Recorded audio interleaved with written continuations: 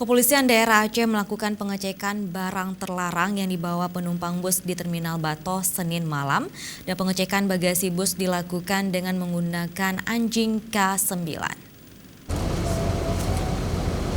Dua personil anjing K9 dikerahkan untuk mengecek bagasi bus dan barang penumpang di Terminal Batoh, Lungbata. Hal ini untuk memeriksa kemungkinan adanya barang terlarang yang dibawa melalui angkutan darat tersebut. Selain pengecekan barang penumpang, juga dilaksanakan tes urin pada sopir bus untuk memastikan tidak adanya sopir dalam pengaruh penggunaan narkoba. Di Lantas Polda Aceh, Kombes Pol Diki Sondani yang memimpin langsung kegiatan ini menyebut tes urin bagi sopir untuk memastikan kondisi pengemudi prima saat mengemudikan kendaraan dan memastikan keselamatan penumpang.